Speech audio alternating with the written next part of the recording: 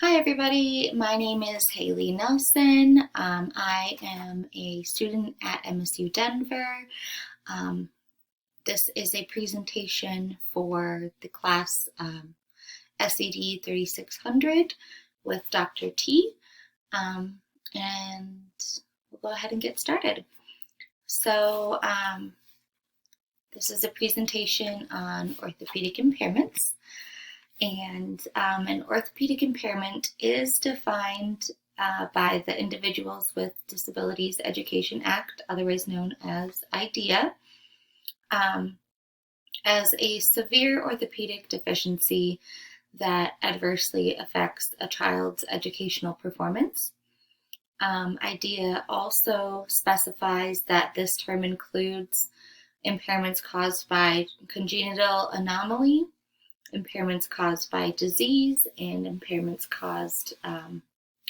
from other causes. And put directly, orthopedic impairments involve physical disabilities which could affect the academic process. Some common traits for orthopedic impairments. As IDEA's definition demonstrates, orthopedic impairments can stem from various causes. These causes can range from spina bifida, scoliosis, poliomyelitis, bone tuberculosis, cerebral palsy, muscular dystrophy, amputations, fractures, or burns that cause contractures. And while most of the causes listed are fairly self-explanatory, burns that cause contractures, I think, warrants a little bit further explanation. The National Institute of Health's Medline Plus Medical Dictionary defines contracture as a permanent shortening of the muscle, tendon, or scar tissue that produces deformity or distortion. Also, I think it's safe to mention that secondary disabilities may also be present in addition to the orthopedic impairment, but not limited to visual impairment, hearing impairment, communication impairment, or an intellectual disability. And an orthopedic impairment does require an evaluation for the disability to be classified.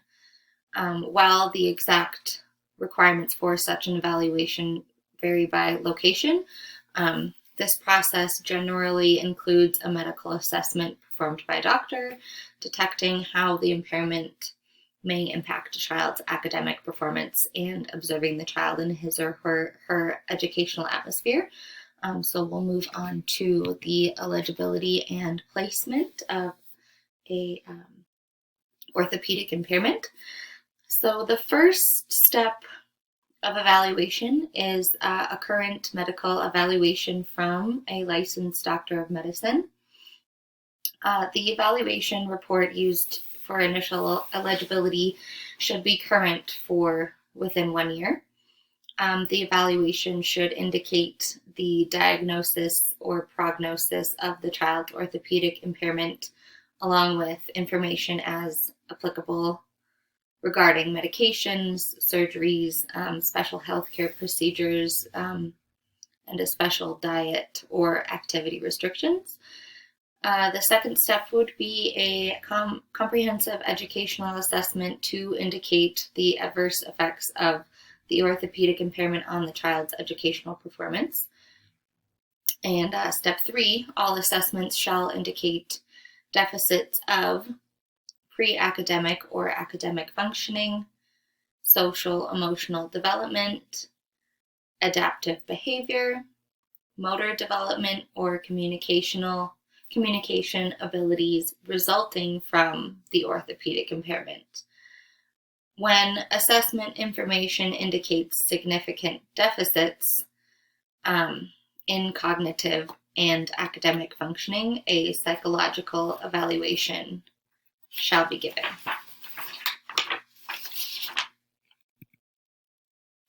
So, considering the diversity in conditions that embody orthopedic impairment, educational challenges will differ case by case. And these strategies used in each case should focus on a student's unique needs. Some possible academic barriers include non-accessible transportation, trouble maneuvering around the classroom, difficulty navigating school hallways, earning mandated physical education credit, and communicating effectively. So, some of the accommodations that can be made to overcome those educational challenges have to do with parents, both parents and teachers. For parents, it is important to know your child's rights. For instance, IDEA requires schools to provide accessible transportation to and from school, as well as within and in between school buildings. The IDEA law states that students should be educated in the least restrictive environment when appropriate. Teachers, you will want to keep in mind mobility devices, such as wheelchairs, walkers, crutches, and canes, when arranging classroom furniture and assigning seats.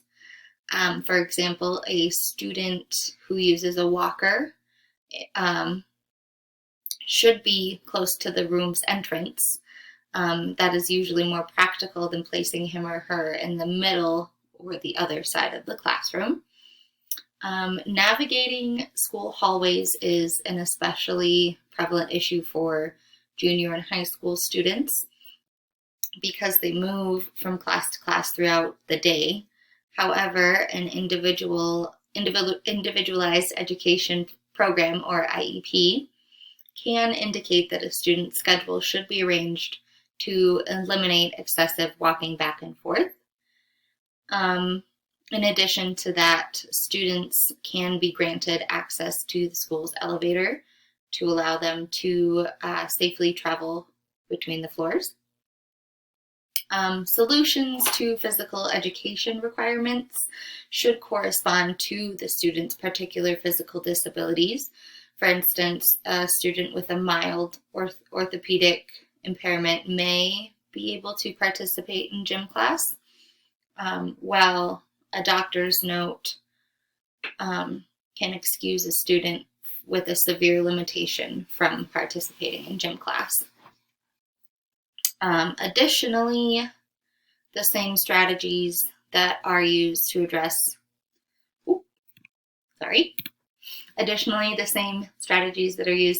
communication difficulties in students with a range of disabilities can be helpful for students with orthopedic impairments.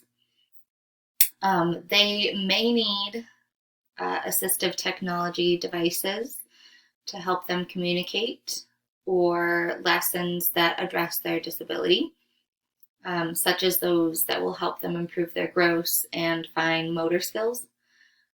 These devices and technologies that might be utilized may include wheelchairs, specialized desks, canes, crutches, communication software, as I mentioned, and speech recognition software. Finally, teachers in all subject areas should be aware that the impact of orthopedic disability on a student's behavior in class.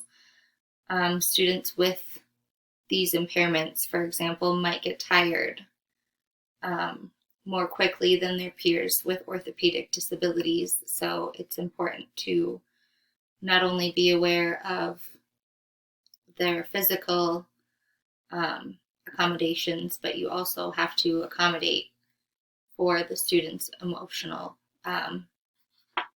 accommodations as well.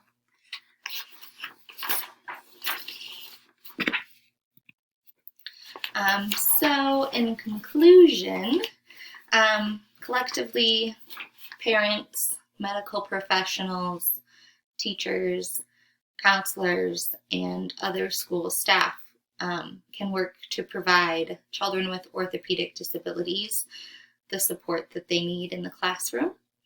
The child's needs may change over time, and the officials involved in his or her individualized education plan can make amendments to the plan to accommodate for new needs. So as the orthopedic impairment varies from student to student, it will also probably vary as the student progresses in their academic career. So that is it. Oh, and here are my references. For those of you who would like to know, I got them from the orthopedic impairment, how orthopedic impairments affect special needs students, information for parents and instructors, as well as the orthopedic impairment appendix. Thank you.